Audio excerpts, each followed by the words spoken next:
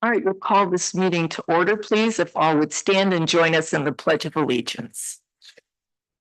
I pledge allegiance to the flag of the United States of America and to the republic for which it stands, one nation, under God, indivisible, with liberty and justice for all.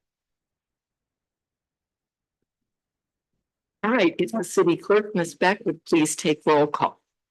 Demore, present. Present, and Murphy is absent. Good. Oh, yeah, all For the record, the mayor is ill. He asked me to say so. It's just some bug that's floating around, so he shall be back. All right. Next thing on our agenda is the consent agenda. Do we have a motion or any questions, input? We should vote to approve the amended agenda. Oh, thank you. Thank you for that reminder. So we have an added item on our agenda, which now appears as item 8C, adoption of a proposed resolution that would confirm designations of a voting representative and an alternate to the September 11th annual meeting of the Michigan Municipal League. Do I have a motion? So moved. I would have to second the motion. All right, we have a motion by Mr. Shields and support from Ms. Walker. Take a roll call vote, please, Ms. Beck. Shields. Yes. Aye. Wagner. Yes. Motion passes 4-0. Thank you for the reminder very much. And now we'll move on to the consent agenda. Once again, does anybody have any questions? Do we have a motion? How would we like to proceed? Yes, I'll motion to approve the consent agenda. thank you, Mr. Wagner. Do we have support? I'll be happy to support. Ms. Walker, I do have just one question on this ballot for the city manager. I was trying to understand, are all three of those folks, are there like 3 spots for 3 folks? Yes, there's 3 trustee positions within the workers' comp board, and there's 3 candidates that are in front of you for consideration. Okay, thank you. Ms. Beck, for a vote, please. Wagner. Yes. Walker. Yes. Demore. Aye. Shields. Yes. All right, thank you. Next thing on our agenda is public comments. So at this time, this is the opportunity for anyone in the audience to speak on an item not on the agenda, unless you're unable to stay.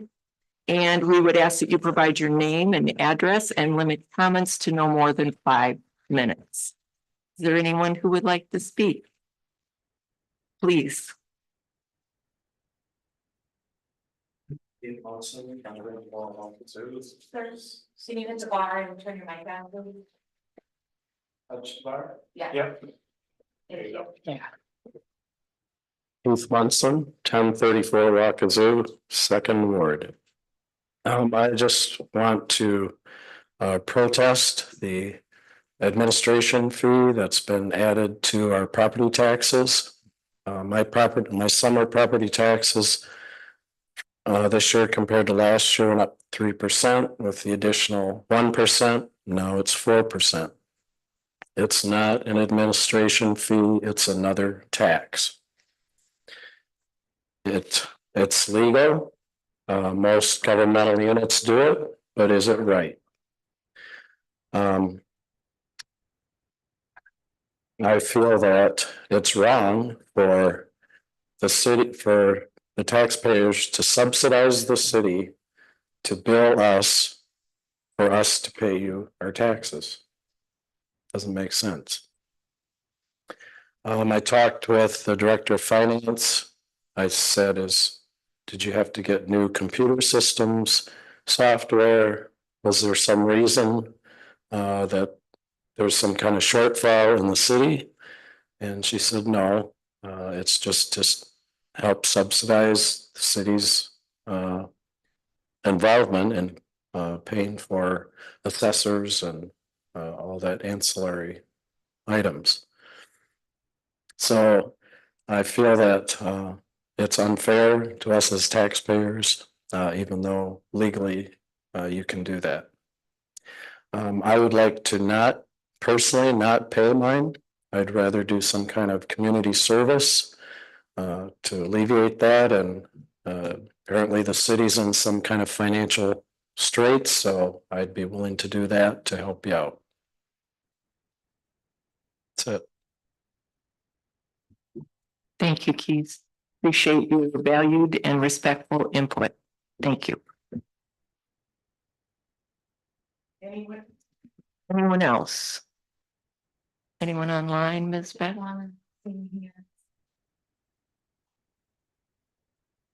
Thank you. All right, the next item on our agenda, city manager updates. City Manager Horn. Thank you. Wanted to highlight some things happening in our community. Another busy couple of weeks in front of us as we kind of finished off the holiday weekend. A couple busy weeks as we're in the middle of our summer season. Wanted to let council know and the community know that we did receive a charter amendment petition. This would be for a proposed city charter amendment that would impose local controls and set up and limits for up to 3 licensed locations for marijuana retailers. So we have canvassed the petition that was signed by I don't know ultimately what the total was, but Sarah has canvassed the signatures, confirmed 260 signatures, and 254 signatures were needed based on the Home Rule City Act, where 5% of qualified and registered voters, which we have about just under 5,100, 5,067 at the time of the petition. So 5% of that was 254. Again, we received 260. So we have moved this charter amendment petition forward to the Attorney General and Office of the Governor for their review. Sarah, I don't know if you wanted to add anything additional to that. We have till August 13th is the filing deadline for that proposal language to be approved by the state to move forward to the county clerk for ballot prep. And just as a reminder, August, is that? Let's start. Oh, yeah, I will send this all over to Sarah as our city clerk. She provided this slide, so I want to provide her the opportunity to talk about our August primary election coming up and early voting information. So, no, I said I was gonna do it, then you started to do it, so sorry. But, no, this is just a reminder to you all as well as the community, but, her proposal or constitution last, was it 22? It seems so far ago. But anyway, there is early voting for all electors for statewide and federal elections. So August 6th is a state primary election. So there will be an early voting site for all City of Petoskey voters, as well as all of Emmett County, located at the VFW post in Harbor Springs on West Conway Road. So that will be available the second Saturday before the election, which is July 27th. And then it ends the Sunday before Election Day, which is August 4th. And then the times are the same as what we did in February for the presidential primary. So early voting is available every day at that site from 8:30 a.m. to 4:30 p.m. This slide are just highlighting some of the activities we have coming up in the community. This Saturday, July 20th, from 10 to 5 is the 38th annual Art in the Park. This is in Pennsylvania Park. I believe we have around 120 vendors that will occupy the park and have all sorts of things to display, and folks can take advantage of walking through the park in a beautiful setting and take in some beautiful art as well. So again, that's this Saturday, July 20th from 10 to 5. Then the following Saturday is our annual sidewalk sales. This is our 60th annual sidewalk sales that happens on Friday and Saturday, July 26 and 27, where our streets are closed to vehicular traffic. And folks can take advantage of hopefully some good deals by our downtown business owners. Again, July 26, 27 from 9 to 6. Also, this Saturday kind of starts both our Sounds of Summer, and this is a collaboration between Downtown Petoskey and Bliss Fest music organization. So each Friday evening, from this Friday through August 16th, we will have an artist playing music in Pennsylvania Park beginning at 7 p.m. And we certainly encourage folks to take advantage of that. And then following the music, as it gets darker, movies in the park occur those same Friday evenings. Again, this happens around 9 o'clock or so. The movies will start. You can see the listing of movies and the sponsors of that particular evening. So we certainly encourage folks to make an evening of it and just relax in a beautiful setting. And then also want to again highlight our concert series on the Bayside. So this Saturday we have Chris Michaels from 5 to 7. Again, on the promenade near the clock tower is where we'll be set up. Again, July 21st, 5 to 7 p.m. We encourage folks to take advantage of that. So any number of opportunities to get out and get active within the community, a number of things for families to take in over the next couple of weeks. Any questions for me? Mr. Shields? Thanks. Manager Horn, is there any update on discussions with the state for the chill grant? Yes. Yeah, we have on Thursday, we have a meeting with all Chill Grant recipients. So I'm hoping to have more to share after that meeting. We have submitted all of our environmental data, which was a big step. It was required. So that's been completed. That's been submitted. So now I'm just waiting for authorization to proceed to get applications out, get marketing materials out. So I'll know more later this week when we have that check-in meeting with our Chill Grant representative. Thank you. When you reference all Chill Grant recipients, do you mean you have like a list or? I'm talking about every community that's received a authorization for funds will be on the call. Yeah, Okay. but I will, if you, and I've received some of that already. I have a spreadsheet of folks that have expressed interest. So I would continue to send those my way, and then once we have authorization to get applications out, we'll directly get that in their hands. Anyone else? I had a quick question for Ms. Beck. So you mentioned that August 13th filing deadline for the charter amendment petition to come back around. In your experience, do they typically move that through quick enough? The Attorney General and the Office of Governor? Typically was handled, I didn't have a lot of my hand in that previously, Al Terry did.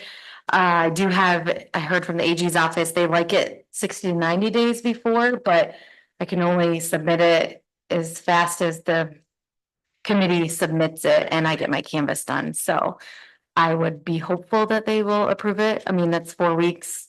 The absolute no deadline that they will not even review it is 12 Tuesdays before the election. So we're well ahead of that. So. Thank you. Pretty good. All right. Now we move to old business. Next item on the agenda, adoption of a proposed resolution approving the municipal curbside recycling service agreement with Emmett County. I'll send that to City Manager Horn. Thank you. Based on our last discussion at the last meeting, I did go back to Emmett County.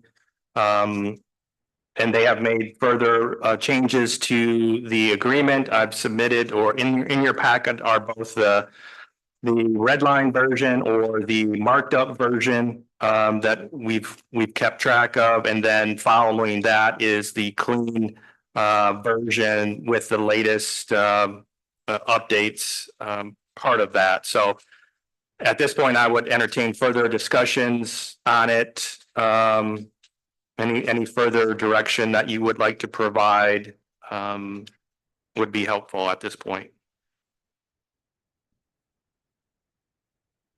Mr. Shields. If you're ready to entertain a motion, I'll start by making a motion. Go for it. A motion to approve the 5-year recycling service agreement as found in our packet. There's support. Okay. Any discussion, or I don't know if Ms. Walker, you would like to say anything about it? Yeah, if you want to just recuse myself at the beginning, I do have to recuse myself from the vote. And I won't participate in the discussion. Okay, thank you. So I just want a little comment I'd like to make on the record if I could. First of all, to my colleagues and city manager, I appreciate your review and consideration of the input that I provided on July 1. And I understand that was forwarded to my colleagues for review. Per that input, I do see the changes in section 3.1 and 4.3, which have been omitted. And also current section 3.2 that was formerly 4.2 has been changed so that both the county and the city, not just the city, have to meet the delineated reasons to terminate. And an addition has also been made at current section 8.2 regarding evidence of insurance company coverage, While I intend to support moving forward this contract this evening, in my view, provisions 5A, 5C, and 5B of the previous contract remain superior in protecting the city's interests over the corollary provisions of this contract, as outlined in my communication of July 1, which I would ask be included with the record of this matter. So thank you all for considering my input. Otherwise, anybody else? All right, Ms. Beck, if we can take this for a vote, please. Shields, Yes. Wagner, Yes. Demore, Aye. and Walker is abstaining, recusing, is that right? Okay. All right. Motion carries on a 3-0 vote with Ms. Walker abstaining. Next item on the agenda is the discussion of the draft purchasing policy. City Manager Horn, would you like to begin? Thank you. Again, based on our comments, which I certainly appreciate, I've made further tweaks. This has obviously been a kind of a working draft that I've tried to incorporate your feedback and make appropriate changes based on what feedback I have received over the last few meetings. So this latest version again has both red line and clean versions, if I can get my hands on it. There we go. Has both the red line changes. The changes would be located in section C, D, E, and F, where we did add some local purchasing language. It's interesting, communities do this many different ways, as we all know. Some have specific within the city boundaries preference policy. Others also incorporate the county which they are in, with maybe also some consideration whether that's a little slightly greater percentage. Again, this is a working draft and this is your policy. So I just started where a lot of communities were around that 3%. So if you're a local bidder, you would realize a 3% preference on your bid versus an out of city or out of county vendor. So that's just again, a starting point for your consideration. Also added cooperative purchasing, kind of removed that from the excluded area in the policy and kind of put that maybe in a more appropriate location. Again, this would be looking at cooperative purchasing programs that are already set up through the state, such as My Deal or Sourcewell, which we have used in the past. This helps especially smaller communities that maybe don't have a purchasing department. helps them take advantage of programs and goods that have already been bid. So that's in the policy as well. I did also, based on some feedback at last meeting, kind of broke out some ethics and conflict of interest language as well, even though I think ethics we covered in the ethics policy, but I think it's probably good to have that separated out in this policy as well.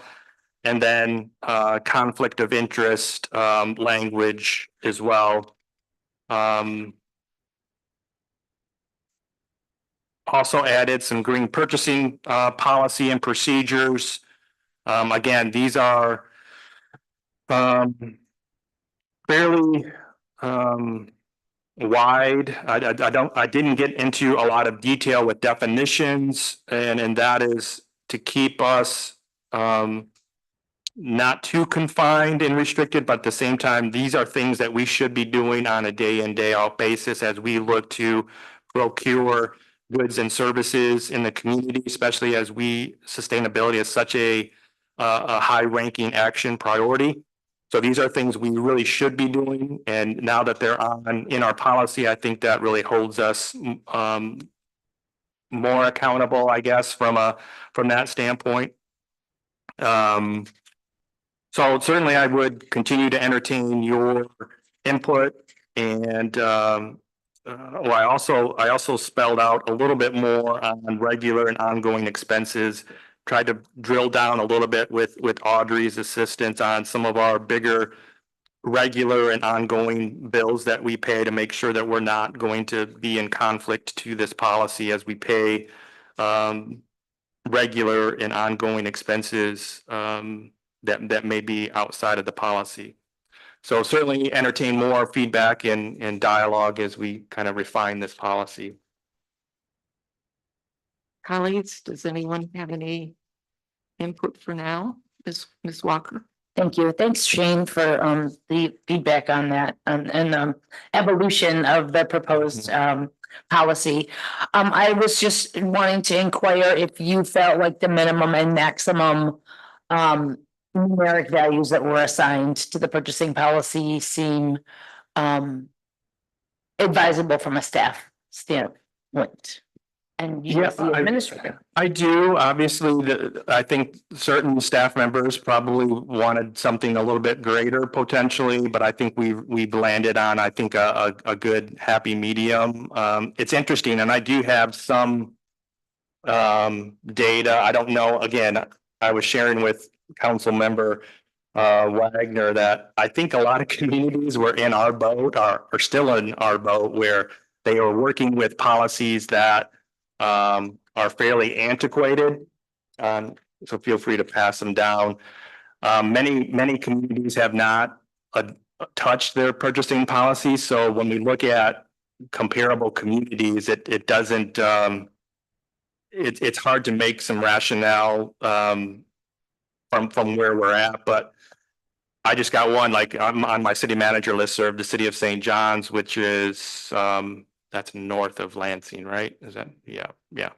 I'm not sure how big St. John's is, but their manager just reported out that their department heads have up to 25,000 or up to 24,999 authority, and then he as manager has up to 75 before it goes to his council. So as communities are diving into this and looking at 2024 numbers, they're trying to kind of right size the data, if you will, when they have that opportunity. Unfortunately, as we all do, we get busy in the day to day, and policy standpoint, we don't look at these things closely until we need to, and so that's kind of where some communities are at. I think we could make a case either way, and I certainly understand that. I think it's important to say this again, and I think you all realize this. This would be things that are already in the budget that you all have looked at and approved, where we've had presentations by department heads. So you know where we're at from a budgetary standpoint. So obviously, if we start getting exceeding the budget allocation, then we're coming back to you for that authorization to go further. So you're looking at this budget overall at budget time, but also you're looking at check register items that come before city council. Department heads are signing off on those. I'm signing off on those. Audrey or her designee is signing off on those. So there's a number of checks and balances built into what we do on a day in, day out basis. So I just don't want you to think that there's just a free flow of things flying out of City Hall. There's a lot of eyes on our data and our finances, and which rightfully so. We need to have good checks and balances in place, but certainly I think we're in a good place. I think the 30-year-old document probably has served us well. I think it's just time to maybe put some more things in writing that maybe the one pager really didn't spell out. So I think it's good to go through this process, and certainly would continue to take your feedback and as we refine this. I took a deep dive this week as promised, or over the last 2 weeks. And I have a number of thoughts about different provisions. But I'm wondering if going through that exercise is beneficial right now since the mayor's not here. And what I was thinking was that I could share this with Shane, and if compliant with Open Meetings Act, it could be provided to everybody so we could all think about it. And then when the mayor's back, have a fuller dialogue. Is that good with everybody? I also too took a little bit of a deep dive. I agree with you, Shane, that it's kind of hard to get honed in on these numbers because it's a moving target in terms of when people, reviewed their policy. But the Traverse City numbers, based on what I saw, were from 2021. And that was kind of significant to me. Again, as I've many times said, I don't believe we should simply model other communities because we're unique. But I did think that that was an interesting one. They're a little more than double our size, and those numbers are quite a bit different than what's being proposed here. The one thing I did notice overall, and this is, I think, in my notes, is that where written quotes were required consistently. The 4 I looked at were on the Michigan Municipal League website, and consistently there were always 3 written quotes, and that was what our template said too. So one of my questions was why we went to 2 instead of 3. So I'll leave it at that and share this with Shane to share with everybody. And we can certainly tweak that. The challenge we have in this region sometimes is getting folks interested in submitting quotes and bids on things. Not that we can't give an effort, and at least if we can show that we've made that attempt to get that third, maybe that could be kind of a happy medium. But the issue that we have in a lot of times is we don't get that feedback. We don't get that. It's pretty easy for us to probably get 2, but that third one seems to be a hurdle. But I think maybe as long as we've made that effort and we have documents to show that we've made that effort, maybe that it would be sufficient for the policy. But that certainly will be feedback that we would welcome.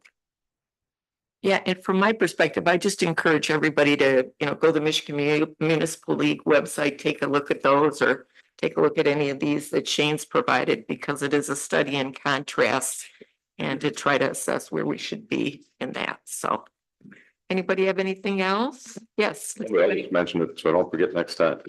Yeah. So it was during the 4th of July when we were volunteering. I was with Kendall briefly, and I just asked him about the limits. And Christina, you made a great point that, hey, we've been working with the current limits, so why do we need to raise them? And he did share that those constraints make work difficult at times. And so given it's been so many years, it feels like an increase is warranted. Whatever that right amount is. Yeah, and I understand that. I mean, 1994 is a ways from where we are now. I just think maybe I'm looking for something a little more happy middling, and again, we can all have that as a point of discussion. So thank you, everybody, for all the input. Did you have anything else, Shane? Nope, that was it. Oh, here, Mr. Shields. Thanks, Mr. Mayor. Thanks, Manager Horn, for continuing to provide more information and background for our decision making here. you mentioned the bringing back the local purchasing, which is great. Little deep dive I've done in that particular in the past is some communities that actually define what local means, and I'm not necessarily recommending that now. I think this is, I would support it as is, but just for discussion's sake and throwing out there, local can mean local ownership, but it can also mean local ownership and control. And so you could have a national chain that has a locally owned shop, but doesn't necessarily have the same control that a locally owned, controlled local shop could have. So just want to point that out there. And then that says, and that C in the local purchasing says 3% rated. In the green purchasing policy, it says a 5% advantage. So we want to reconcile those two numbers. Oh, thank you. Appreciate that. And again, that 3% was just kind of a placeholder. I'd really like to get your feedback at some point, if that makes sense, or if that is not enough, or some communities put a cap on it. So if you have a large construction project, 3% could be a significant amount. Some communities put a cap on it where that preference only goes so far, or is capped out, if you will. For instance, Harbor Springs, their local preference is within the city limits is 10%, and then within Emmett County is 5%. So certainly I don't want it to be viewed like I'm putting that number in there, that's my, I just kind of put it in there as a placeholder, and I would value your input on how you'd like that structured. Some communities do a sliding scale, like if it's 0 to 10,000, it's this percent. Some do, 10 to 20 is a little bit different percent. So I don't know how detailed you necessarily want to get a local preference. Some have spelled out local preference as its standalone policy that encompasses a lot of things like definitions and other issues. I did add, and if you don't like this, we can certainly strike it out, but I didn't see anything in our policy, which I think is a little concerning, that we really should not be doing business with any vendor that's in default to the city. So I added that language under conflict of interest. If that is not something that you're interested in having in the policy, certainly you can let me know that. But I thought it should be spelled out in there that we as the city will not do business with a vendor that's in default to the city for any reason. And then I kind of defined vendor a little bit as well, but I just think it's important that, again, if you're 2 years, 3 years behind in your taxes and we're doing business with you as a vendor, I think that's problematic personally. The language in the original template just said local preference may be given if the cost is competitive. And I just thought about, I wondered if that, I don't know, is that a good thing or not? It gives more room for movement and judgment, especially if you define what local is, as Mr. Shields suggested. So maybe something to think about. Yeah, I just thought that was a little too generic, where if we had a little tighter definition of what that means, maybe that would be easier for us to manage administratively. But again, that also, whose interpretation are we using on that? Whereas a percent is it's pretty easy to calculate that out. But again, we'll take your feedback and we'll continue to mold the policy into something that is reflective of your comments. Okay, thank you. Anybody else? We good? All right, moving on. Next item on the agenda, new business, adoption of a proposed resolution authorizing the renewal of proposed MDOT state trunk line maintenance contract. And I'm guessing that I'm handing this off to Mr. Mike. I will take this one. So we have a maintenance contract with the state of Michigan that is due for another 5 years. We've been doing these contracts for as long as I've been around with MDOT. And it's quite a document if you dive into it, and a lot of it is us and a lot of it is county. And I'll explain that a little bit more. We have 4 miles of highway in the city that we maintain, and that's the Epler Road to the 131 intersection north to Boulder Lane, Bayview, and then we have the big intersection 31 and 131 south to about Anderson Road. So those are the limits that we maintain. This contract is in the state, has 200 cities that enter into these agreements with the state. 63 counties enter into this same agreement.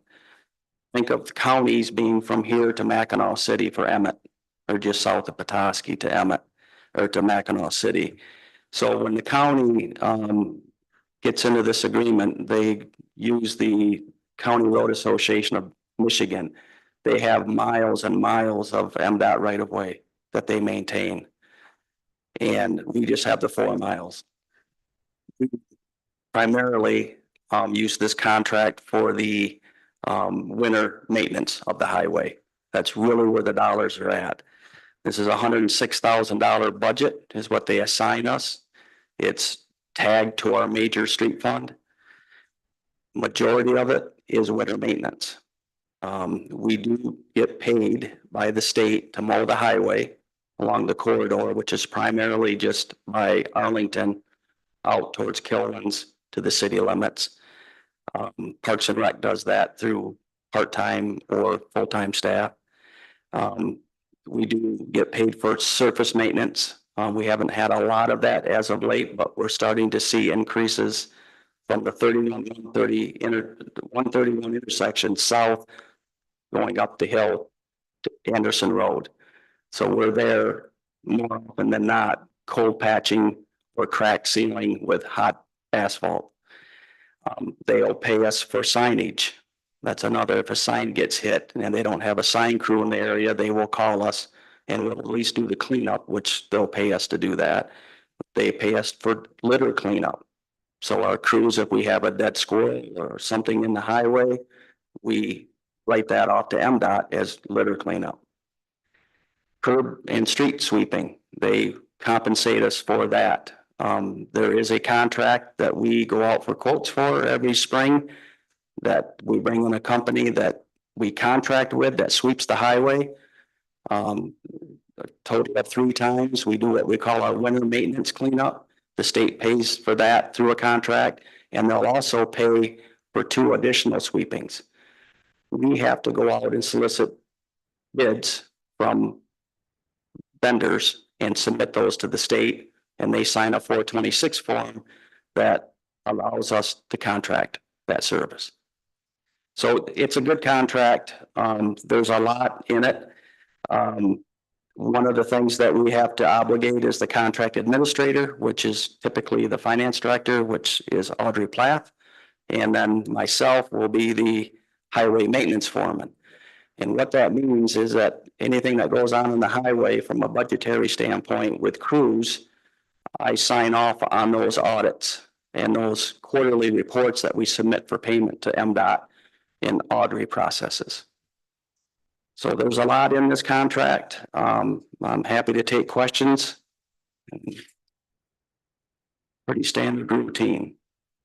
Anybody have any questions? No questions, Mayor, but I'd be happy to make a motion. Thank you, Ms. Walker. I'd be happy to make a motion to approve the resolution. Dun, dun, dun, dun.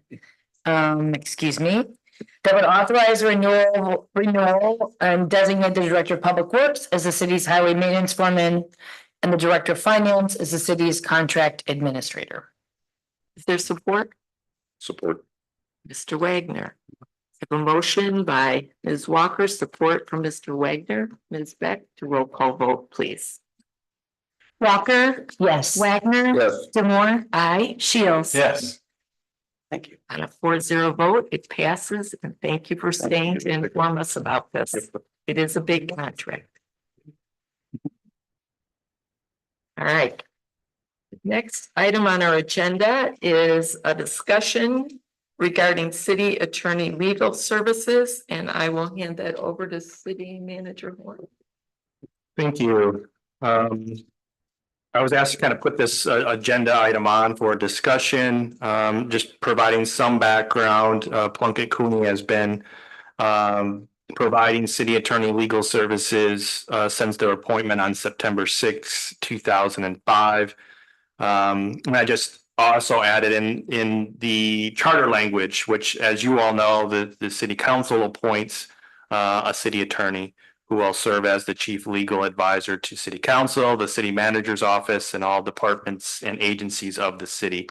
So this is on for just a discussion and input, any sort of direction you would like to provide. If you desire to wait until the mayor is back, that's certainly fine as well. But this is really your appointment. The city attorney answers to city council, so I will certainly move at your direction and any input. Again, if you'd rather wait until the mayor's back, certainly that's an option to consider as well. Thank you. Council members, what is your pleasure this evening?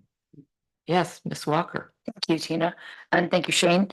I guess I was wondering, because it's been since 2005 that we have contracted with the city attorney, and under the auspice of the firm itself, or is the contractual legal services with the attorney like the human?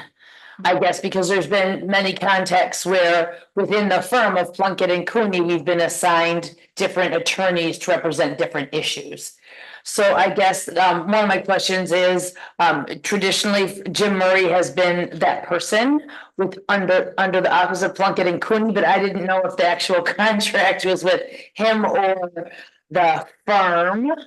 And then and the different assignments, and Matt Cross has since left the firm as well, and Rhonda would be the other human that we've worked with. Mhm. So I guess my questions were under, is it with the person, and is he, Jim Murray, is he like the lead of the firm so that he can kind of appoint or authorize others within his firm to handle some of the legal services that we've ascertained over time?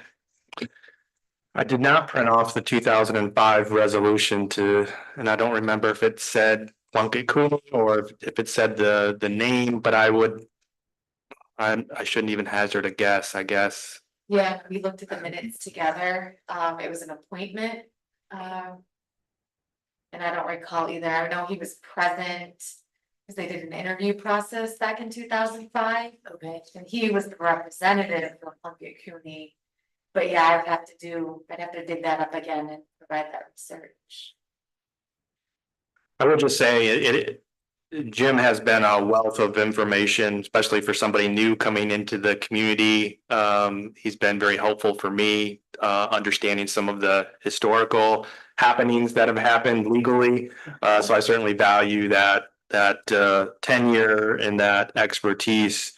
I always think there's value whenever there's a transition, whether it's on our side with the city manager position or when there's a change within the organization from the city attorney standpoint. When Matt Cross left, I always think that's a good time to really take a step back and reflect. And it's been over 20 years, almost 20 years. I just think it behooves us maybe to see what's out there, and maybe when we go through a process, maybe we have the best option, that we currently are using right now. So that could always work out that way. I do value having that ability to have face-to-face conversations with folks, and sometimes when we use folks that aren't in town, that's challenging at times. But as we all know, Plunkett Cooney has a lot of resources at their disposal. So if they, for instance, this charter amendment, Rhonda was on vacation, which is typically our point of contact. So she referred us to another colleague in her office, and he was great. answered the phone, picked up the phone, got us a legal opinion very quickly, which was needed because time was of the essence as Sarah needed to respond to the petitioner very quickly. So that's very, very nice to have those layers within an organization that you can rely on. So I certainly understand the discussion and input, and if there's a desire to move in a different direction and see what other options are out there. And then just have a discussion with our current city attorney to see what maybe the master plan is on their side. Are we looking to hire somebody to replace Matt, and that position becomes our point of contact that's here in the city of Petoskey or in Emmett County that we can rely on? So those are all points of discussion that we could have, but again, I don't want to necessarily drive that discussion. This is your position, but again, I certainly value Jim and his expertise over the course of many, many years. He's just a great resource and a wealth of information. Anybody else? Mr. Wagner? Just a comment, and you'll have to do the research to make sure, but I've asked the question before, Lindsay, and the answer I got from the mayor and the answer I got from Jim Murray is our contract is with Plunkett Cooney, not him. Okay. So we could, that'll need to be verified, but that's come up a few times in the past. And I think it would be good to have the mayor in the discussion, but I support like kind of any service provider on some regular basis, reviewing them and making sure we're in a good place. Mr. Shields? Yeah, I also support making sure we're in a good place and have the best we can have here for the city. I also would say that the process of going through an interview and hiring and looking for a potential replacement if Plunkett Cooney is not the organization we go through. That's a process. I mean, we went through the city manager hire as quite a process, and so I would want us just to say is when the timing on that and think through that with well, we have budget discussions coming up and hopefully some more zoning discussions coming up. I just kind of think through carefully on the timing of when we pursue this type of evaluation, but definitely open to the discussion. So I support this as well. I don't think it's anything negative about the attorneys that we have now. It's just in the same way we have a 1994 purchasing policy and we're working to update that. So to revisit this is certainly a constructive thing to do. Maybe we put this again, table it for a further discussion when the mayor's here at the next meeting. What do we think about that? Or, the other option is, putting an RFP together. I can certainly, with your direction, start working on that from a draft standpoint, have an outline that I can bring back to the next meeting, and that could be a point of discussion unless you'd rather just hold all more discussions until the mayor's back. It's up to you. If you want to direct me to start putting some bones together on an RFP, I'm certainly happy to do that in the meantime. Or I can just hit pause for another meeting. I think putting some bones together is a good idea. What do the rest of you think? I don't give it that high of a priority to push that right now. Okay. Okay. But I'm one vote. So. Just, I'm not speaking for everybody. Mr. Wagner? I'm okay either way. I know you're busy too. And I mean, I don't look at it like the city manager search, right? I mean, like for the assessor, we posted a job or, and so, and it's local, it's not, the city manager was a national search. So I'm comfortable it's not going to be as arduous a process.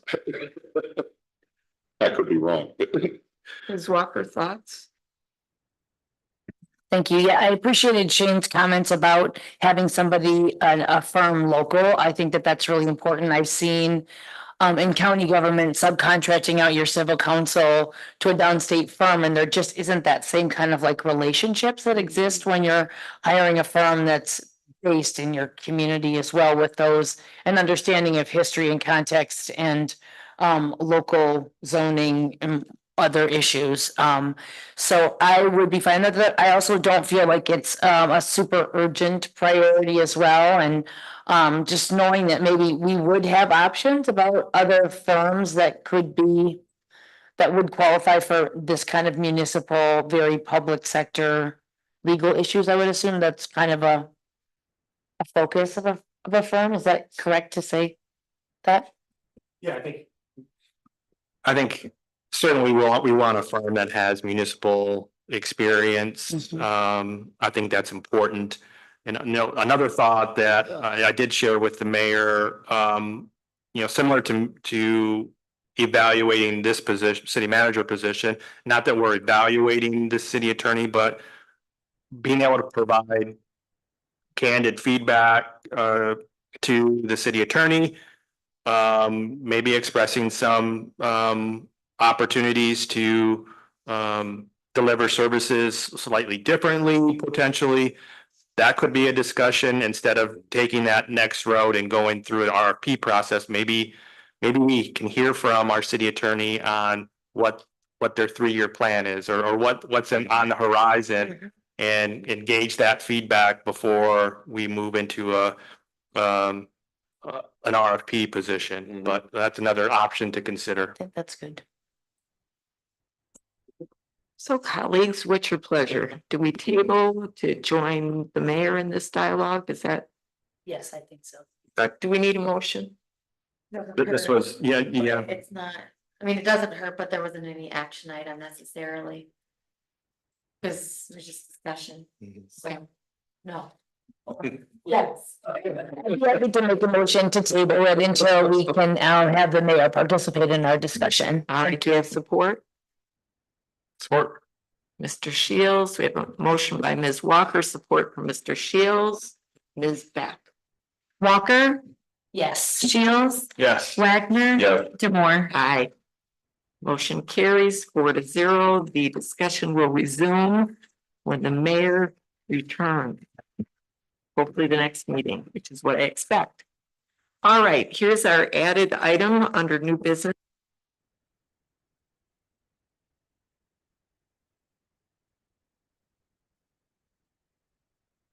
City Manager Horn.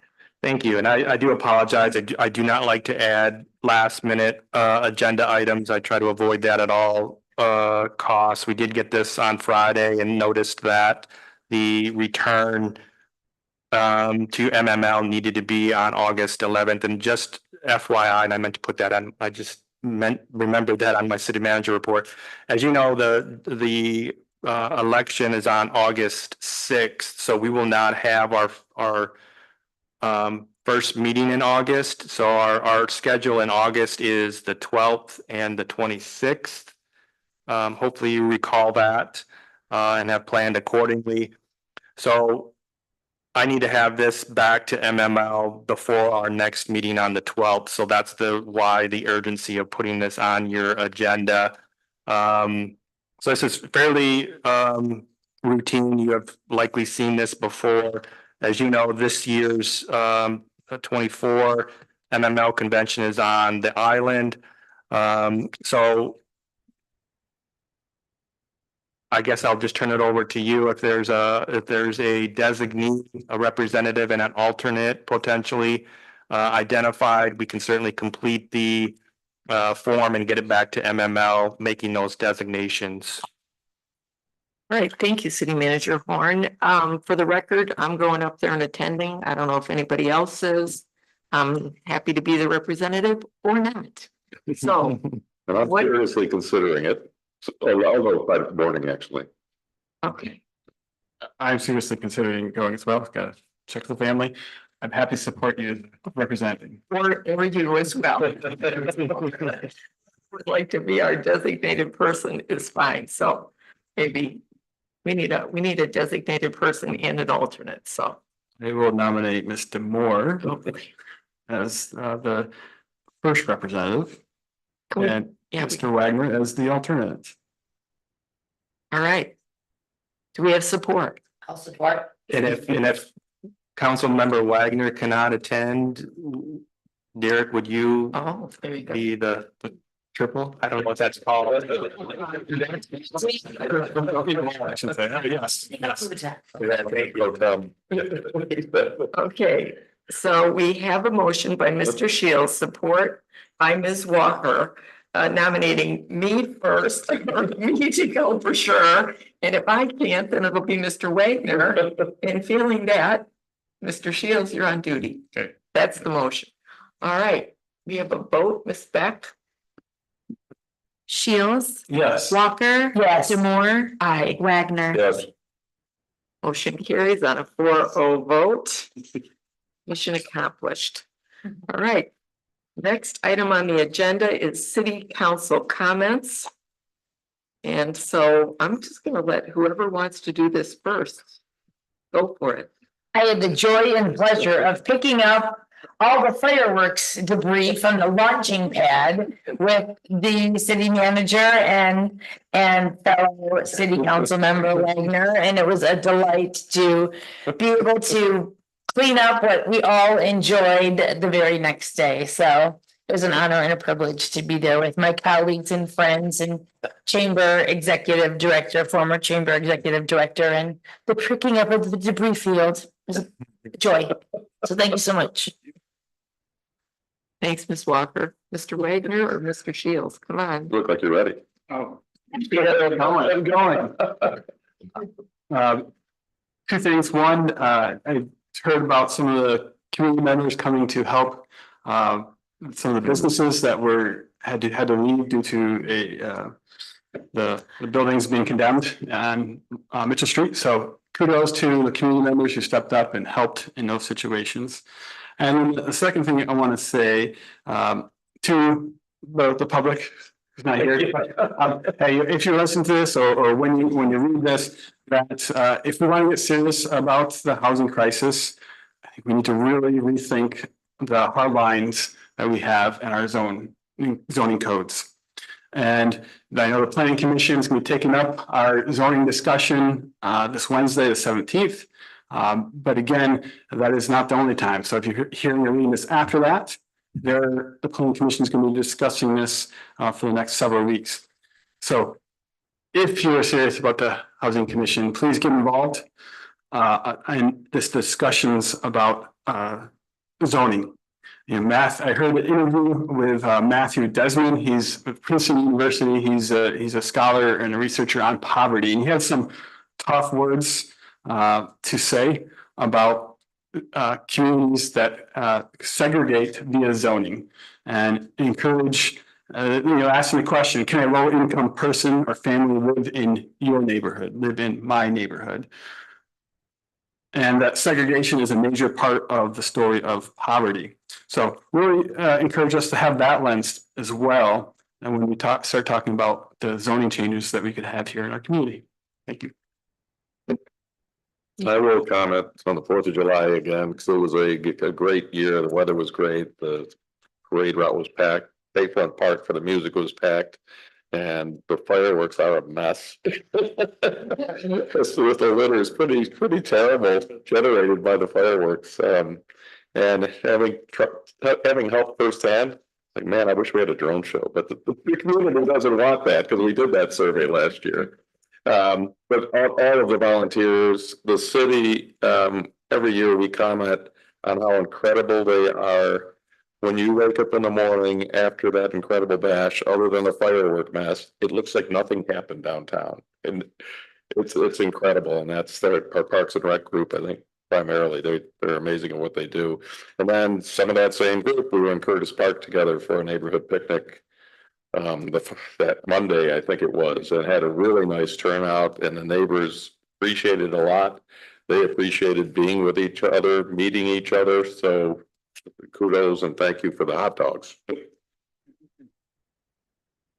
All I want to say is thank you to everybody who was involved with that effort. everybody I saw was having a great time.